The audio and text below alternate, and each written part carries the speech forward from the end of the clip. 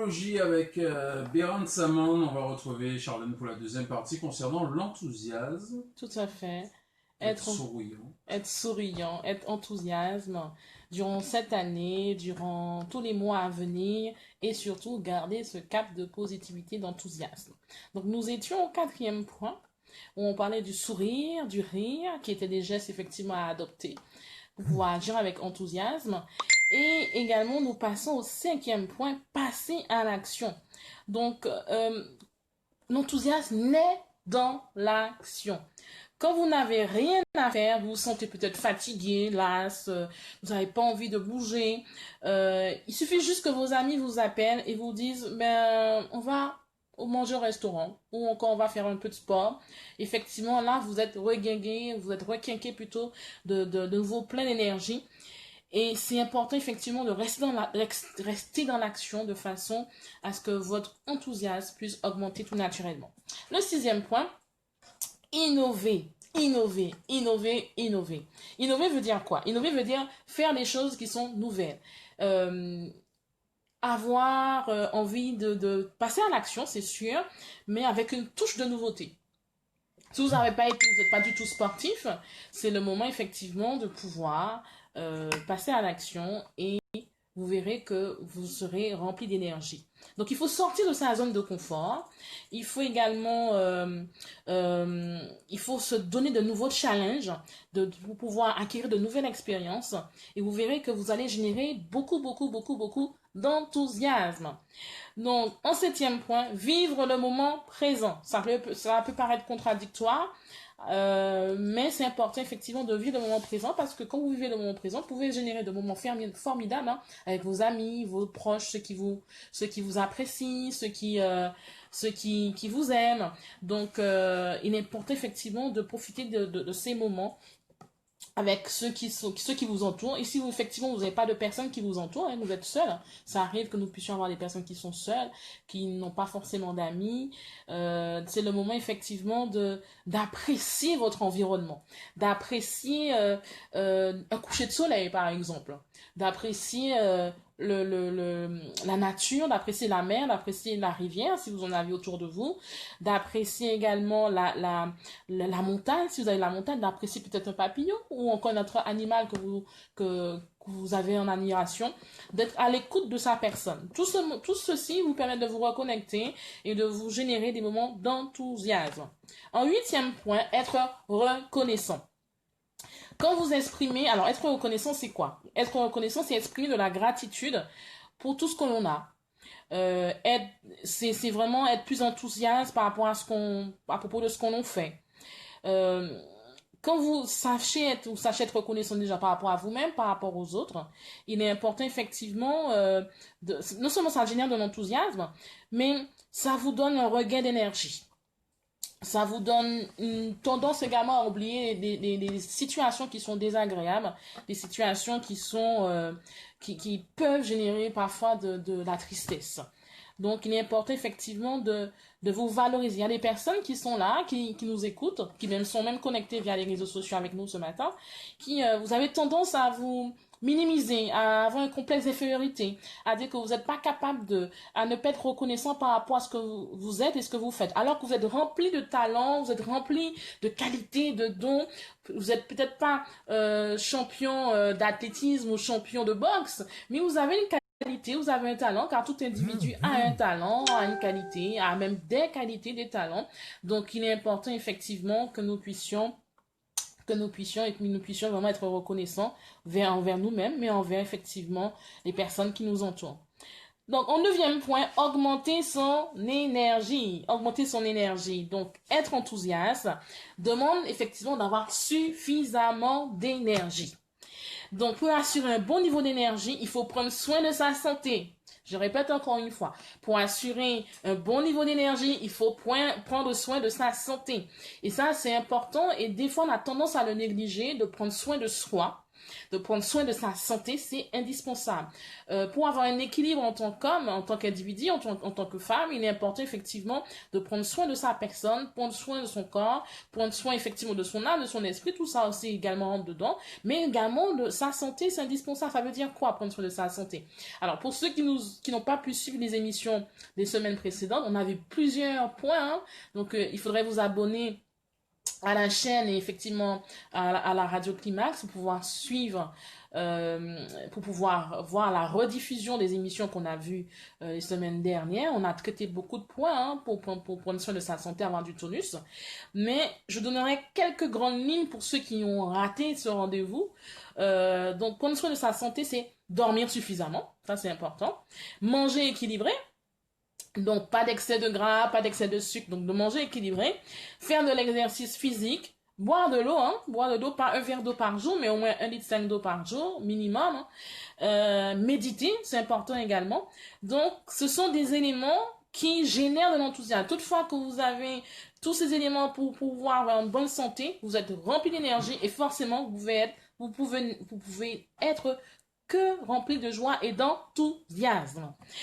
Le 10e point, évoluer et apprendre. Il faut savoir que la vie est un apprentissage continu. Quel que soit notre âge, quel que soit notre niveau social, nous sommes toujours en phase d'apprentissage. Donc, il est important effectivement que nous puissions être ouverts effectivement à de nouvelles connaissances, d'être curieux, de dévorer des livres, de méditer, d'apprendre de nouvelles compétences, d'être créatifs, parce que nous avons tous un esprit de créativité. Et également d'être toujours avoir envie d'être dans une constante évolution, que ce soit professionnelle, que ce soit personnelle, de façon à nous aider à booster notre enthousiasme. Donc, il est important effectivement ces 10 points, nous avons vu 10 points ce matin, de pouvoir les mettre en pratique de façon à générer de la joie partout où nous sommes et quelle que soit la situation, la montagne, quelle que soit la difficulté par laquelle nous passerons. C'est important.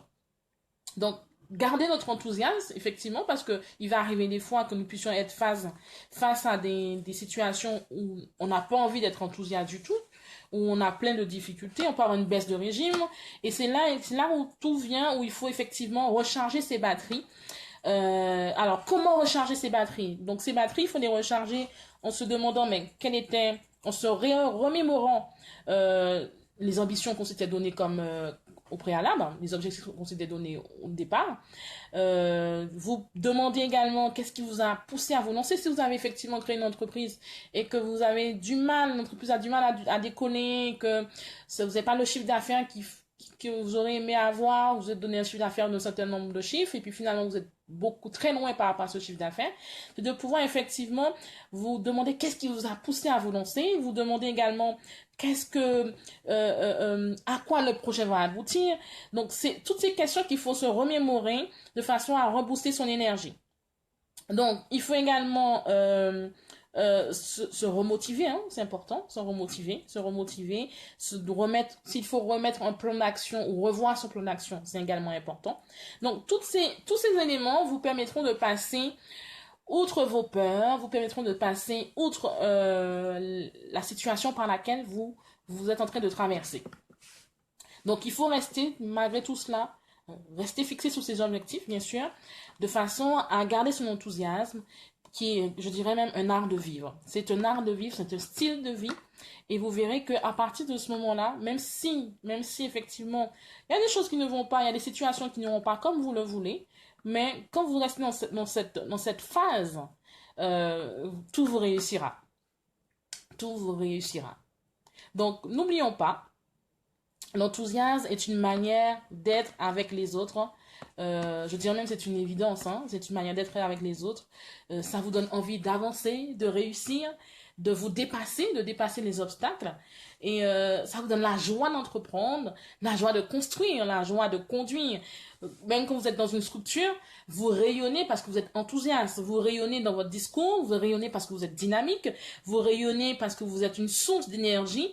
Et Vous devenez comme un aimant, et même ceux, effectivement, et celles qui ont eu des difficultés avec leur conjoint, leur épouse, leur époux, avant de venir au travail, quand ils vous voient avec le sourire, avec votre enthousiasme, ils n'ont, même s'ils avaient le visage rempli de tristesse, ils ne peuvent que sourire en vous voyant. Et c'est là que vous leur communiquez à nouveau de la vie et vous leur communiquez à nouveau la joie.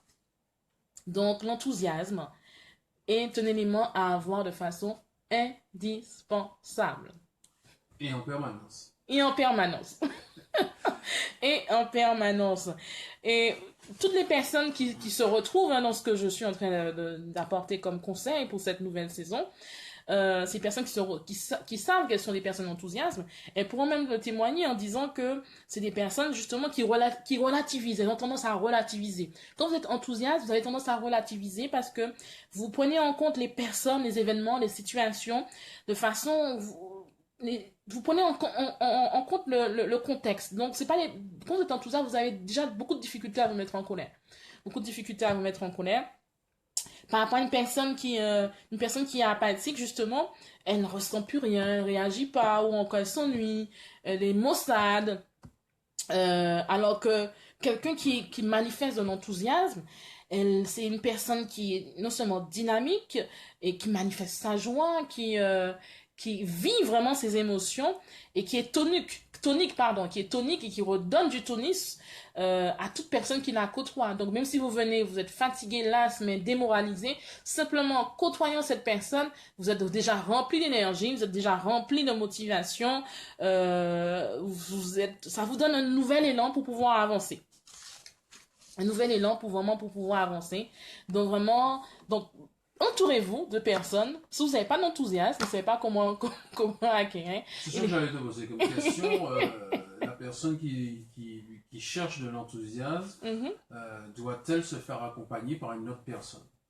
Alors, c'est possible. C'est possible. Quelqu'un qui cherche de l'enthousiasme parce qu'effectivement, elle peut avoir une accumulation de problèmes. Hein, ça arrive, hein, des personnes qui ont une accumulation de problèmes et qui n'ont plus l'enthousiasme ou sont tellement omnibulées par leurs soucis qu'elles ont perdu le sourire, elles ont perdu leur joie de vivre. Il est possible qu'elle se fasse accompagner par quelqu'un qui puisse effectivement lui donner ce punch pour retrouver son sourire, pour retrouver son enthousiasme. Elle peut effectivement non seulement se faire s'entourer de personnes parce que des fois on a des amis qui sont très enthousiastes, qui vous poussent à atteindre vos objectifs, qui vous poussent à aller de l'avant. Donc s'entourer de personnes, si elle arrive à discerner des personnes dans son entourage comme cela, ce serait très bien. Et dans le cas contraire, effectivement, elle peut se faire accompagner par ce qu'on appelle un coach de vie, de façon à ce qu'elle puisse retrouver son enthousiasme. Je préciserai également qu'un homme enthousiaste ou une femme enthousiaste, c'est une personne qui est en bonne santé physique et psychique. Enfin, c'est important de le savoir. C'est-à-dire que c'est une personne elle peut avoir des défis, des challenges, elle peut avoir des difficultés, mais c'est pas ce qui va l'arrêter. C'est pas ce qui va l'arrêter du tout.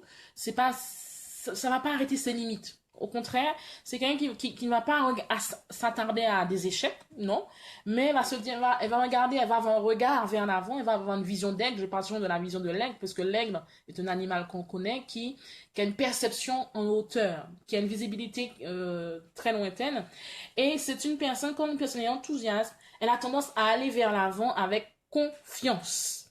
C'est une personne qui prend des initiatives, et ça se voit.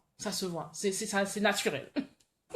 Est-ce qu'elle doit justement effacer, montrer, comment j'allais exprimer ça, quelqu'un qui a des soucis, est-ce qu'elle doit effacer justement pendant un minimum de temps ses soucis pour être enthousiaste? Alors, c'est sûr quand on a des problèmes, il faut pouvoir la gestion des problèmes, c'est effectivement le verra un jour, c'est important de pouvoir, je dirais, dealer, comme disent les anglophones, gérer un problème.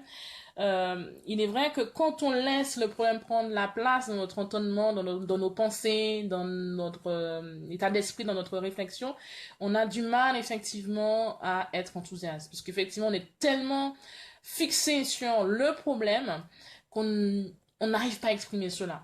Donc c'est vrai que quand on prend du recul et qu'on se dit qu'effectivement que malgré tout cela, il faut que j'avance, il faut que j'aille de l'avant, il faut que je compte persévère.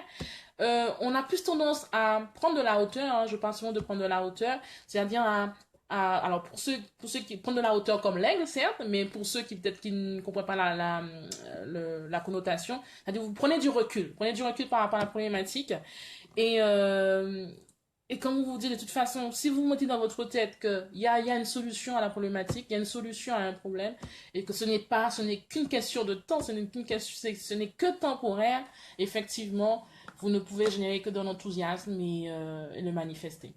Alors, on peut constater quand même que dans certaines entreprises, enfin, ça peut arriver aussi dans les bureaux, que les gens sont devenus très individuels et qu'ils ne font plus confiance.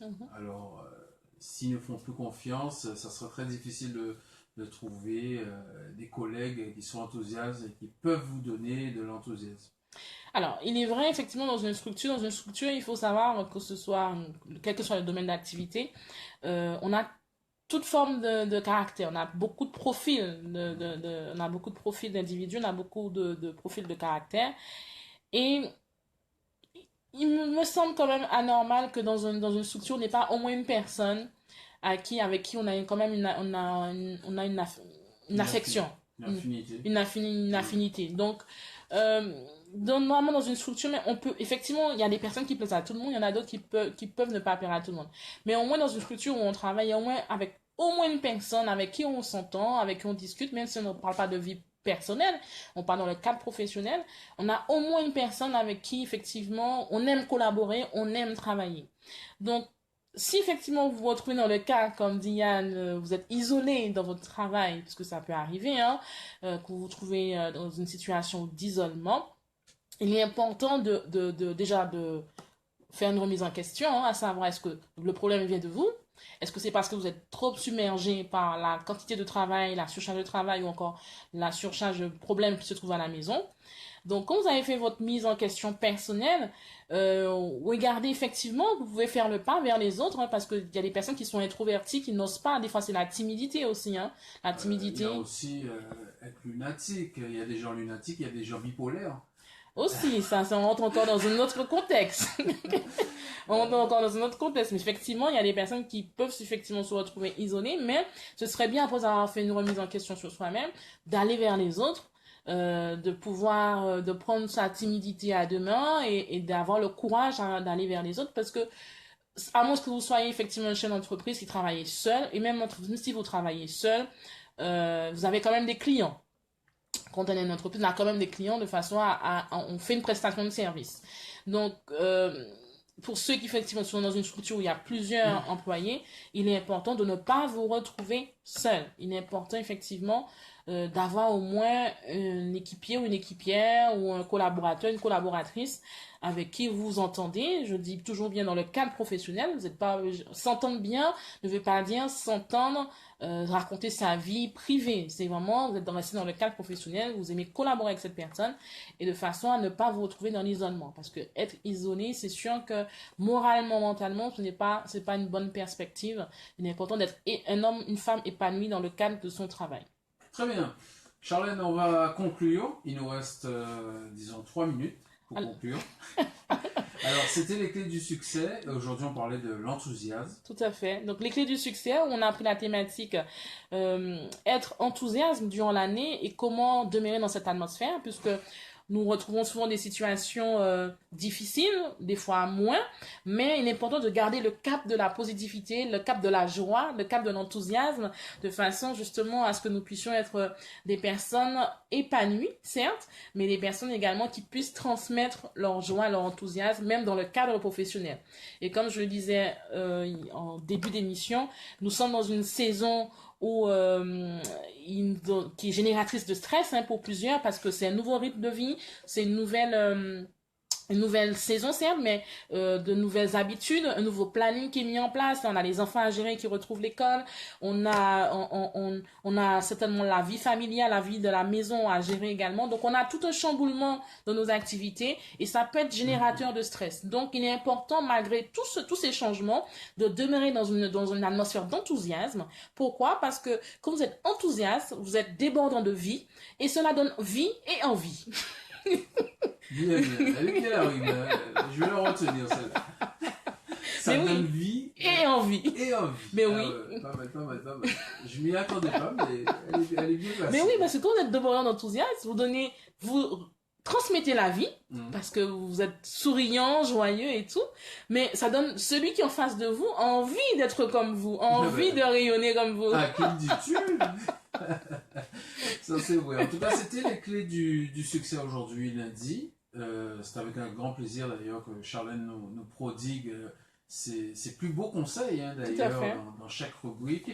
Et on espère que bon, ça va vous servir d'être enthousiaste, même si vous êtes un petit peu submergé par tous vos petits problèmes, que ce soit finance, que ce soit facture. Mais c'est vrai que bon, tout le monde a des factures, tout le monde a des problèmes de finance et c'est vrai qu'on vit quand même dans un monde de stress, hein, Charlène. Oui, tout à fait. Mais c'est vrai qu'il est important justement que malgré tout ce contexte d'environnement de stress, de se dire qu'il y a les solutions.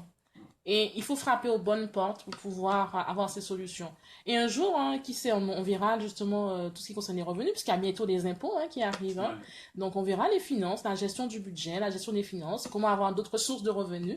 Donc, c'est des sujets qu'on entamera dans les clés du succès également. Parce qu'il y a plein de personnes, effectivement, qui ont des difficultés à joindre les deux bouts à chaque fin de mois, ou bien qui sont déjà découverts au 15 du mois. Bien avant, des fois. Donc, et c'est des personnes, justement, qui ont des talents, qui ont des capacités, qui ont des dons, qui peuvent exploiter de façon à générer une autre source de revenus. Donc maintenant, c'est de pouvoir saisir cela et pouvoir effectivement le mettre en place et se faire accompagner et pouvoir effectivement ne pas mettre les mêmes œufs dans le même panier. Absolument, surtout quand il y a des œufs gâtés. Allez, c'est terminé concernant les clés du succès. Alors, Charlène, on va te retrouver demain. Tout à fait. Demain, à partir de 11h10, et on parlera du bien-être. Tout à fait, les clés du bien-être. Les clés du bien-être. Tout à fait. Est-ce que tu as déjà le sujet? Non, pas encore. Alors, je dirais à tous de se connecter demain. On verra ensemble le stress, la maîtrise du stress. Avec ah oui, ça c'est important. La maîtrise du stress, et on verra quelques éléments de plantes ou même de fruits ou légumes qui nous aideront effectivement à mieux gérer notre stress. Très bien, et c'est vrai que le stress peut vous rendre malade. Tout à fait, ça peut créer un burn-out. Ça peut déclencher des maladies. Un épuisement professionnel, tout à fait. Donc on verra ça. Donc ça sera demain à partir de 11h10 avec Charlène, le stress, comment dominer son stress, comment le guérir. Je ne sais pas si on peut guérir le stress. Alors on peut le maîtriser, c'est que c'est une maîtrise. Ouais. Donc on verra ça demain. Merci Charlène. Merci. Bonne journée, bon après-midi. Merci. Et on va poursuivre dans un instant l'information. On revient sur la radio. Merci à tous ceux qui étaient sur les réseaux sociaux. Donc rendez-vous demain. Donc je vois l'Argentine, je vois l'Afrique et tout, la Martinique, la Guadeloupe. Je vois plusieurs personnes. Mettez de là où vous venez si vous avez le temps. Donc on était dans l'émission les clés du succès qui a lieu tous les lundis sur la radio Climax FM 100.8. Donc ceux qui sont à l'étranger, vous pouvez nous suivre sur Facebook Live, vous pouvez vous abonner sur la page Climax FM Guadeloupe ou encore sur ma page Charlène Jeanne. Et bientôt, vous aurez les rediffusions de toutes les vidéos, de tout ce qu'on a déjà vu pour la nouvelle rentrée, les semaines précédentes. Donc, vous aurez effectivement les rediffusions. Donc, abonnez-vous effectivement. Donc, ce sera la chaîne YouTube bientôt. Donc, je vous dis à demain pour les clés du bien-être. Donc, la maîtrise du stress qu'on verra ensemble. Je vous dis bonne journée et restez enthousiastes. Quelle que soit la situation, gardez le cap de l'enthousiasme et manifestez la joie. Vous verrez que non seulement vous transmettrez la vie et vous donnerez envie. Bye bye, bonne journée.